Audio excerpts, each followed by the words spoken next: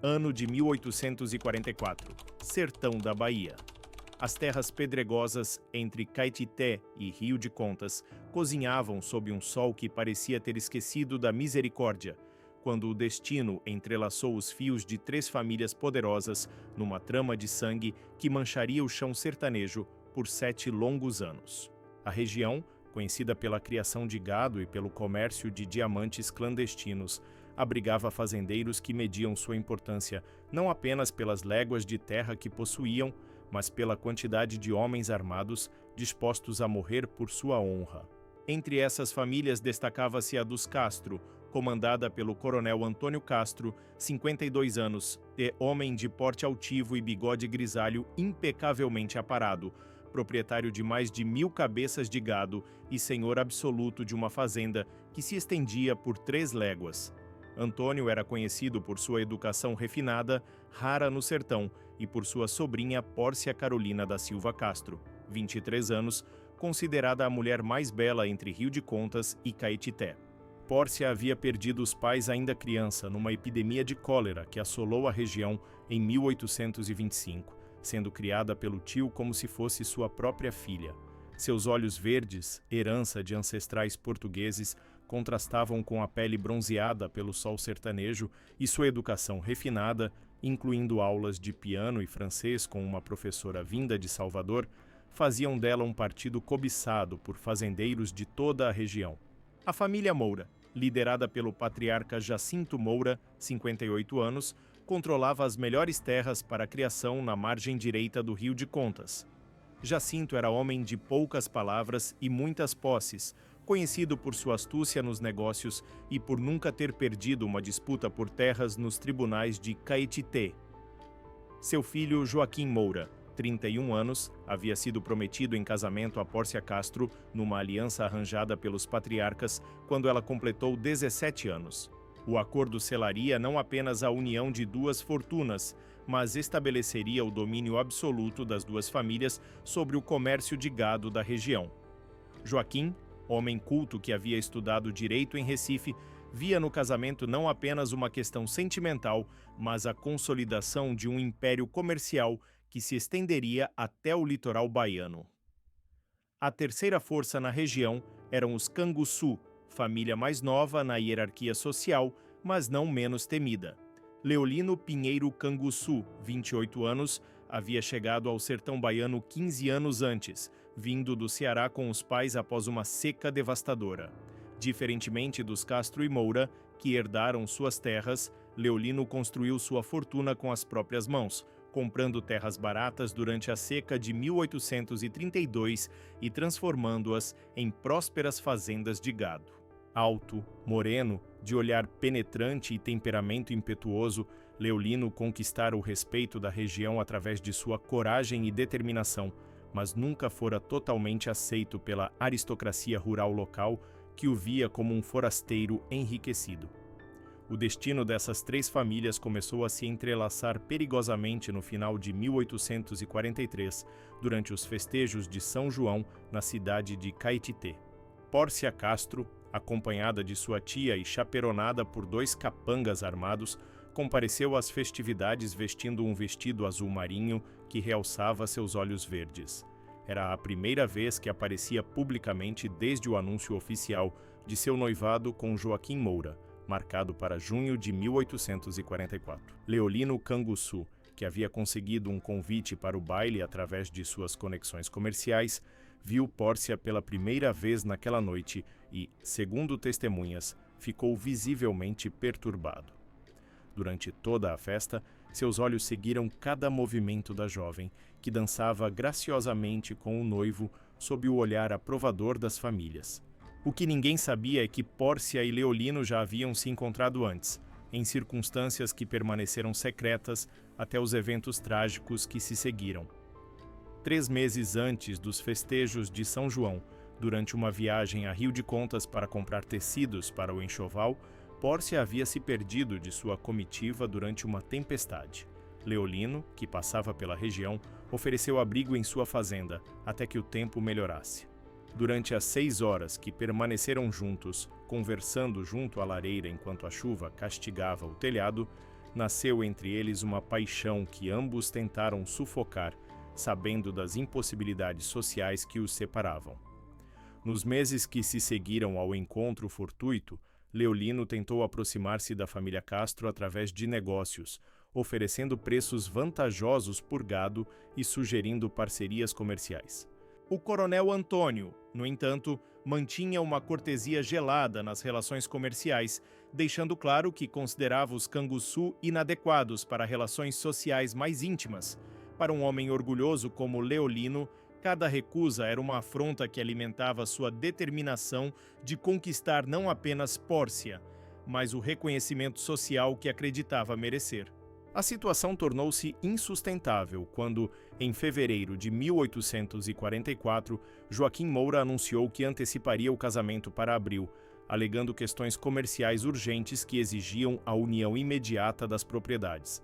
Na verdade, Joaquim havia percebido o interesse de Leolino por sua noiva e decidiu acelerar os planos para evitar qualquer complicação. A notícia chegou aos ouvidos de Leolino através de um vaqueiro que trabalhava para ambas as famílias e foi o estopim para a decisão que mudaria para sempre o destino de todos os envolvidos. Na madrugada de 15 de março de 1844, quando a lua nova tornava a escuridão quase absoluta, Leolino Pinheiro Canguçu cavalgou até a fazenda dos Castro acompanhado de 12 homens escolhidos a dedo entre seus vaqueiros mais fiéis.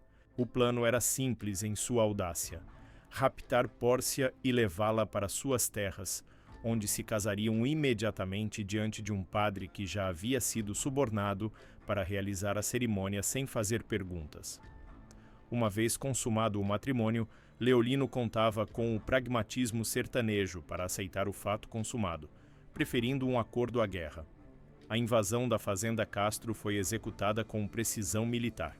Os vigias foram neutralizados silenciosamente e os homens de Leolino chegaram até a Casa Grande sem disparar um único tiro. Pórcia foi arrancada de seu leito por mãos firmes mas cuidadosas, envolvida numa manta e colocada sobre um cavalo antes que pudesse compreender completamente o que estava acontecendo. Quando os gritos de socorro ecoaram pela fazenda, os raptores já galopavam em direção às terras dos Canguçu, levando consigo não apenas uma mulher, mas a honra de duas das famílias mais poderosas do sertão baiano. O coronel Antônio Castro acordou com os gritos dos criados e compreendeu imediatamente a dimensão da catástrofe que se abatia sobre sua família. Não era apenas o rapto de sua sobrinha que estava em jogo, mas toda a estrutura de poder e respeito que havia construído ao longo de décadas. Na cultura sertaneja do século XIX, a honra de uma família residia na pureza de suas mulheres, e o rapto de Pórcia era um insulto que clamava por vingança. Enquanto seus homens selavam os cavalos para a perseguição, o coronel enviou um mensageiro urgente para a fazenda dos Moura, sabendo que Joaquim não poderia aceitar passivamente a afronta. A notícia chegou a Joaquim Moura quando ele se preparava para mais um dia de trabalho nos currais. O jovem bacharel, formado em direito e acostumado a resolver conflitos através da lei, viu-se diante de uma situação que escapava completamente aos códigos jurídicos que conhecia. No sertão, existiam leis mais antigas e implacáveis que qualquer código escrito, e o rapto de sua noiva era uma declaração de guerra que exigia resposta imediata. Jacinto Moura, patriarca da família, foi mais direto em sua análise. "Esse canguçu cuspiu na nossa cara, meu filho. Se não reagirmos, nunca mais seremos respeitados nesta terra." Enquanto Castro e Moura organizavam a perseguição, Leolino cavalgava em direção às suas terras com Pórcia desmaiada em seus braços. A cavalgada durou 3 dias e 3 noites, atravessando caminhos conhecidos apenas pelos vaqueiros mais experientes, evitando as estradas principais onde poderiam ser interceptados. Durante essas longas horas de fuga, Pórcia recuperou a consciência e, para surpresa de Leolino, não ofereceu a resistência esperada. Anos mais tarde, sobreviventes do conflito contariam que ela havia sussurrado palavras que apenas Leolino ouviu, palavras que o fizeram sorrir pela primeira vez desde o início da fuga desesperada. A chegada à fazenda dos Canguçu foi recebida com sentimentos mistos pela família. Antônio Canguçu, 35 anos, irmão mais velho de Leolino, compreendeu imediatamente as consequências do ato do irmão. "Você trouxe a guerra para nossa casa", disse a Leolino, observando Pórcia ser levada para os aposentos preparados às pressas. "Os Castro e os Moura não vão aceitar isso. Estamos todos marcados para morrer." Leolino, consumido pela paixão e pela convicção de que havia agido corretamente, respondeu: "Prefiro morrer defendendo meu amor do que viver como um covarde que se dobra diante dos poderosos." O casamento de Leolino e Pórcia foi realizado na manhã seguinte ao rapto, numa cerimônia improvisada na capela da fazenda. O padre Manuel Ferreira, 67 anos, pároco local conhecido por sua flexibilidade moral quando bem recompensado, conduziu a cerimônia com a pressa de quem sabia estar realizando um ato que traria consequências terríveis. Pórcia, vestindo um vestido simples emprestado por uma cunhada de Leolino, pronunciou os votos matrimoniais com voz firme, surpreendendo a todos os presentes. Sua atitude serena contrastava com a tensão que pairava sobre a fazenda, onde todos aguardavam o ataque iminente dos Castro e Moura. A resposta veio mais rápida do que qualquer um imaginava. No 7º dia após o rapto, quando Leolino começava a acreditar que talvez a situação pudesse ser negociada, Antônio Canguçu foi encontrado morto na estrada que ligava Caetité a Rio de Contas. Seu corpo apresentava 17 punhaladas, uma para cada ano de idade que Pórcia tinha quando foi prometida aos Moura.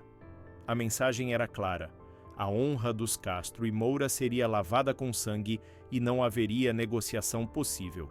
A morte de Antônio Canguçu transformou definitivamente o conflito numa guerra sem quartel.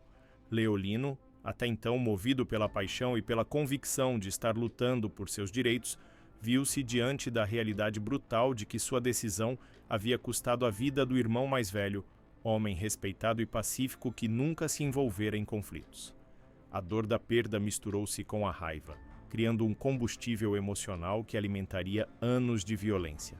Na noite do velório de Antônio, Leolino reuniu seus homens no terreiro da fazenda e pronunciou palavras que selaram o destino de dezenas de pessoas. Eles querem guerra, terão guerra, mas que saibam que cada canguçu morto custará 3 vidas inimigas. A resposta dos Canguçu veio na forma de fogo e destruição. Na madrugada seguinte ao enterro de Antônio, 3 casas da família Castro foram incendiadas simultaneamente, e 5 vaqueiros foram mortos em suas próprias camas. O ataque foi executado com a mesma precisão militar do rapto original, demonstrando que Leolino havia aprendido rapidamente as lições da guerra sertaneja. O coronel Antônio Castro, ao contemplar suas propriedades em chamas, compreendeu que estava diante de um inimigo mais perigoso do que havia imaginado inicialmente. Os Moura não ficaram imunes à escalada de violência. Joaquim, movido tanto pela sede de vingança quanto pela necessidade de provar sua masculinidade diante da comunidade sertaneja, organizou uma emboscada que resultou na morte de 2 primos de Leolino. Os corpos foram deixados na entrada da propriedade dos Canguçu com um bilhete lacônico: "A conta está apenas começando." A partir desse momento, não havia mais possibilidade de recuo para nenhuma das partes envolvidas. O sertão baiano transformou-se num campo de batalha onde a morte espreitava em cada curva de estrada, em cada aguada, em cada feira de gado. As 3 famílias armaram seus homens e estabeleceram uma rede de espionagem que rivalizava com qualquer operação militar. Vaqueiros transformaram-se em soldados, fazendas tornaram-se fortalezas, e o comércio da região entrou em colapso à medida que ninguém mais se arriscava a transitar pelas estradas sem escolta armada. Durante os primeiros 2 anos do conflito, a violência seguiu um padrão cruel, mas previsível: ataques e contra-ataques, emboscadas e vinganças, sempre escalando em brutalidade. O que tornou essa guerra diferente de outros conflitos familiares da época foi a participação ativa de Pórcia nas decisões estratégicas. Contrariando todas as expectativas sociais, a jovem que havia sido o estopim do conflito revelou-se uma estrategista capaz, sugerindo rotas de fuga, identificando pontos vulneráveis nas propriedades inimigas e até mesmo participando do planejamento de alguns ataques. Em 1846, 2 anos após o rapto, a guerra tomou uma dimensão ainda mais sinistra com a introdução do veneno como arma. A primeira vítima foi Severino Moura, 45 anos, irmão de Jacinto, que morreu em agonia após ingerir cachaça envenenada durante uma festa na cidade de Rio de Contas. A autópsia, realizada por um médico vindo de Salvador, confirmou a presença de arsênico no organismo da vítima. O uso de veneno quebrava todas as regras não escritas da guerra sertaneja, onde os homens morriam de frente, com arma na mão, olhando nos olhos do inimigo. A escalada chegou ao seu ponto mais alto em dezembro de 1846, quando uma epidemia misteriosa atingiu a fazenda dos Castro, matando 7 pessoas em 15 dias. Entre as vítimas estava a dona Francisca Castro, 61 anos, esposa do coronel Antônio e mãe adotiva de Pórcia. Os sintomas, vômitos, diarreia sanguinolenta e convulsões, eram compatíveis com envenenamento por estricnina, alcaloide extraído de sementes facilmente encontradas na caatinga. O coronel Antônio, transtornado pela morte da esposa, perdeu completamente o controle emocional que até então havia mantido, transformando-se numa figura sombria obcecada pela vingança total. Foi nesse contexto de violência generalizada que Pórcia Carolina da Silva Castro começou a demonstrar sinais de deterioração física e mental. A jovem, que havia surpreendido a todos com sua adaptação ao casamento forçado e sua participação ativa na guerra, começou a apresentar episódios de melancolia profunda, passando dias inteiros sem falar, olhando fixamente para o horizonte como se procurasse algo que jamais encontraria. Leolino, consumido pelas demandas da guerra, demorou a perceber o estado de sua esposa, e quando finalmente compreendeu a gravidade da situação, talvez já fosse tarde demais. Em abril de 1847, 3 anos após o rapto que iniciara o conflito, Pórcia foi encontrada morta em seu leito pela manhã. Não havia sinais de violência externa, e o médico, chamado às pressas, diagnosticou febre amarela, doença comum na região durante a estação chuvosa. No entanto, as circunstâncias da morte levantaram suspeitas. Uma criada relatou ter visto marcas estranhas no pescoço de Pórcia, compatíveis com o estrangulamento, mas que poderiam ter sido causadas pelas convulsões típicas da febre. Um vaqueiro jurou ter visto um homem desconhecido rondando a casa na noite anterior, mas sua palavra foi questionada devido ao terror que dominava a região. A morte de Pórcia deveria ter encerrado o conflito, já que a mulher pela qual todos lutavam não existia mais. Paradoxalmente, teve o efeito oposto. Leolino, transtornado pela perda da esposa e convencido de que ela havia sido assassinada pelos inimigos, intensificou ainda mais os ataques. Para ele, Pórcia havia se tornado uma mártir cuja morte exigia vingança absoluta. Os Castro e Moura, por sua vez, interpretaram a morte como uma libertação que lhes permitia concentrar-se na destruição total dos Canguçu, já que não havia mais a necessidade de manter Pórcia viva. O episódio mais sangrento de toda a guerra ocorreu em dezembro de 1849, 5 anos após o rapto inicial. 20 homens da família Castro, liderados pelo próprio coronel Antônio, emboscaram um comboio dos Canguçu no local conhecido como Riacho Seco, uma passagem obrigatória entre as fazendas e a cidade de Caetité. A emboscada havia sido cuidadosamente planejada durante semanas, com espiões infiltrados entre os trabalhadores dos Canguçu, informando sobre os movimentos do inimigo. O ataque começou ao meio-dia, quando o sol estava no ponto mais alto e a visibilidade era máxima. Os homens de Castro estavam posicionados nas margens rochosas do riacho, com ângulos de tiro que tornavam impossível a fuga do comboio. Os primeiros disparos mataram instantaneamente 3 vaqueiros dos Canguçu, incluindo Manuel Canguçu, 24 anos, filho mais novo de Leolino. O que deveria ser uma emboscada rápida transformou-se numa batalha campal que durou 4 horas, com os sobreviventes dos Canguçu entrincheirados atrás de pedras e árvores, resistindo desesperadamente. Quando o tiroteio finalmente cessou, 13 homens jaziam mortos nas margens do Riacho Seco. Entre eles estavam 2 filhos de Leolino Canguçu, 3 sobrinhos e 8 vaqueiros que trabalhavam para a família há décadas. O próprio Leolino só não morreu porque havia decidido, na última hora, enviar o comboio enquanto resolvia problemas na fazenda. Quando chegou ao local do massacre no final da tarde, encontrou um cenário que o marcaria pelo resto de sua vida. Corpos espalhados pela margem do riacho, a água tingida de vermelho pelo sangue e urubus já começando a circular no céu. A vingança pelo massacre do Riacho Seco veio de forma inesperada e cruel. Uma semana após o ataque, durante uma missa dominical na igreja de Caetité, um homem desconhecido aproximou-se de Joaquim Moura durante a comunhão e lhe entregou uma hóstia envenenada. Joaquim morreu em convulsões diante do altar, enquanto os fiéis assistiam horrorizados à agonia do bacharel que deveria ter se casado com Pórcia.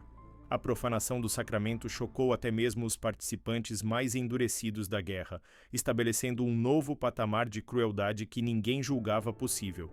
As autoridades provinciais, até então relutantes em intervir no que consideravam disputas locais, finalmente reagiram à escalada de violência. O presidente da província da Bahia enviou uma força policial comandada pelo tenente-coronel Augusto Farias, 48 anos, militar experiente em operações de pacificação no interior. Farias chegou à região em janeiro de 1850 com 50 homens e ordens expressas para prender os líderes dos 3 clãs e restaurar a ordem pela força, se necessário. A chegada da força policial alterou completamente a dinâmica do conflito. Os combates abertos foram substituídos por uma guerra de guerrilha, com os grupos familiares espalhados pela Caatinga, atacando alvos de oportunidade e desaparecendo na vastidão do sertão. O tenente-coronel Farias rapidamente percebeu que estava diante de uma situação muito mais complexa do que uma simples disputa familiar, encontrando-se no meio de uma guerra civil em miniatura que havia criado suas próprias leis e códigos de honra. A primeira prisão importante foi a de Jacinto Moura, patriarca da família, capturado durante uma batida na sua fazenda principal. O velho fazendeiro, aos 64 anos, não ofereceu resistência, entregando-se com a dignidade de quem sabia que sua hora havia chegado. Durante o interrogatório, Jacinto revelou detalhes surpreendentes sobre a complexidade do conflito, incluindo alianças secretas com outras famílias menores, subornos a autoridades locais e até mesmo conexões com contrabandistas de diamantes que usavam a guerra como cortina de fumaça para suas atividades ilícitas. O coronel Antônio Castro foi mais difícil de capturar. Alertado por espiões sobre a aproximação da força policial, ele refugiou-se numa gruta conhecida apenas pelos vaqueiros mais antigos, localizada numa região montanhosa de difícil acesso. Durante 3 meses, resistiu a todas as tentativas de captura, sobrevivendo com a ajuda de simpatizantes que lhe levavam alimentos e munição. Sua prisão só foi possível graças à traição de um sobrinho que, em troca de anistia, revelou a localização do esconderijo. Leolino Pinheiro Canguçu, o homem que havia desencadeado toda a tragédia com seu rapto apaixonado, permaneceu livre por mais tempo que todos os outros. Transformado pela guerra numa figura quase lendária, ele aterrorizava as estradas da região com um pequeno bando de homens leais, atacando propriedades dos inimigos mortos e mantendo viva a chama de um conflito que já havia perdido qualquer sentido original. Suas aparições eram cada vez mais esporádicas e desesperadas, como as de um fantasma que se recusa a aceitar a própria morte. O fim chegou para Leolino em abril de 1851, exatamente 7 anos após o rapto de Pórcia. Traído por um de seus próprios homens, que havia sido subornado pelas famílias rivais, ele foi emboscado numa estrada próxima a Rio de Contas por um grupo misto de Castro e Moura, que haviam sido libertados especificamente para essa missão. O homem que havia desafiado a ordem social estabelecida em nome do amor morreu sozinho, crivado de balas, longe de casa e da mulher pela qual havia sacrificado tudo. Com a morte de Leolino, o último elo da cadeia de vingança foi quebrado. O tenente-coronel Farias declarou oficialmente encerrado o conflito em maio de 1851, 7 anos e 2 meses após o rapto que deu início a tudo. as famílias sobreviventes assinaram um acordo formal de paz, mediado pelas autoridades provinciais e testemunhado pelo bispo de Salvador, que havia feito uma viagem especial para supervisionar a reconciliação. O balanço final da guerra entre Castro, Moura e Canguçu foi devastador mesmo para os padrões violentos do sertão do século XIX. 47 pessoas haviam morrido diretamente no conflito, incluindo mulheres e crianças vítimas dos envenenamentos. Centenas de outras haviam sido feridas, mutiladas ou traumatizadas pelos anos de terror. 3 prósperas famílias haviam sido dizimadas, suas propriedades destruídas ou confiscadas pelas autoridades, seus nomes manchados para sempre pela infâmia da violência descontrolada. As consequências do conflito estenderam-se muito além das famílias diretamente envolvidas. A região de Caetité e Rio de Contas, outrora próspera graças ao comércio de gado, entrou em decadência econômica que durou décadas. Comerciantes e viajantes evitavam a área, temendo ser confundidos com espiões ou aliados de alguma das facções. O medo havia se infiltrado tão profundamente na cultura local que, anos após o fim oficial da guerra, as pessoas ainda sussurravam os nomes Castro, Moura e Canguçu, com a reverência temerosa reservada aos mortos violentos. O destino dos sobreviventes foi melancólico. Os poucos membros restantes das 3 famílias espalharam-se pelo Brasil, mudando de nome e tentando escapar da sombra sangrenta de seus ancestrais. Alguns migraram para São Paulo, onde a expansão cafeeira oferecia oportunidades para recomeçar a vida. Outros dirigiram-se ao Rio de Janeiro, perdendo-se no anonimato da capital do Império. Poucos permaneceram no sertão baiano, e esses viviam como fantasmas de si mesmos, evitando falar sobre o passado e negando qualquer ligação com as famílias destruídas. Entre os documentos preservados nos arquivos da província da Bahia, encontra-se o relatório final do tenente-coronel Augusto Farias, uma análise lúcida e perturbadora sobre as causas e consequências do conflito. O que presenciei em Caetité e Rio de Contas, escreveu o militar, não foi uma simples disputa familiar, mas a manifestação mais pura do que acontece quando o orgulho e a paixão substituem a razão e a lei. Uma única decisão impulsiva, motivada pelo amor, desencadeou uma espiral de violência que consumiu 3 gerações de sertanejos. Este caso deveria servir de advertência para todos aqueles que acreditam que a honra se lava com sangue. O relatório também continha uma revelação surpreendente sobre Pórcia Carolina da Silva Castro. Através de depoimentos de criadas e confidentes, Farias havia descoberto que a jovem havia deixado um diário secreto, escondido numa parede falsa de seu quarto na fazenda dos Canguçu. O diário, escrito numa letra miúda e nervosa, revelava que Pórcia havia se apaixonado genuinamente por Leolino durante o encontro fortuito que precedeu o rapto e que havia dado sinais sutis de seu interesse. Sinais que o sertanejo apaixonado havia interpretado como encorajamento para o ato desesperado que desencadeou a tragédia. Mais perturbador ainda era a revelação de que Pórcia havia descoberto estar grávida de Leolino pouco antes de sua morte misteriosa. O diário registrava sua alegria inicial com a descoberta, seguida pelo terror crescente, à medida que compreendia que um filho aumentaria ainda mais a sede de vingança de suas famílias originais. As últimas anotações, feitas poucos dias antes de sua morte, revelavam uma mulher atormentada pela culpa e pelo medo, convencida de que sua existência havia se tornado uma maldição para todos ao seu redor. A possibilidade de que Pórcia tenha cometido suicídio, envenenando-se para libertar todos os envolvidos do ciclo de violência, nunca foi oficialmente investigada, mas as evidências circunstanciais eram perturbadoras.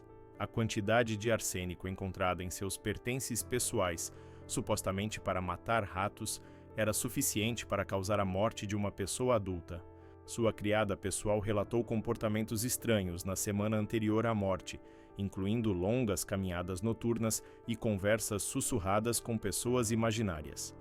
A história da guerra entre Castro, Moura e Canguçu tornou-se lenda no sertão baiano, contada e recontada em noites de lua cheia, quando os vaqueiros se reuniam ao redor das fogueiras e as sombras dançavam como fantasmas dos mortos. Com o passar dos anos, a narrativa foi ganhando contornos míticos, transformando Pórcia numa Helena de Troia sertaneja, Leolino num herói romântico trágico e os patriarcas das famílias rivais em personificações da honra e da vingança. Mas a verdade, como sempre, era mais complexa e dolorosa que a lenda. Não havia heróis nessa história, apenas pessoas comuns destruídas por paixões que escaparam ao controle. O rapto, que deveria ter sido um ato de amor, transformou-se no primeiro elo de uma corrente de ódio que se estendeu por 7 anos. A honra, que deveria proteger as famílias, tornou-se o instrumento de sua destruição. A justiça que todos buscavam revelou-se uma quimera sangrenta que deixou apenas ruínas e lamentos. Em 1885, 40 anos após o início do conflito, um cronista local tentou entrevistar os últimos sobreviventes para preservar a memória dos eventos. Encontrou apenas velhos prematuramente envelhecidos, que se recusavam a falar sobre o passado ou que haviam perdido a sanidade nas décadas de culpa e remorso. É como se toda uma geração tivesse sido engolida pela terra, escreveu o cronista. Restaram apenas pedras tumbas sem nome e histórias sussurradas que ninguém quer confirmar. O cemitério de Caetité guarda até hoje os túmulos anônimos das vítimas da guerra familiar mais sangrenta do sertão baiano.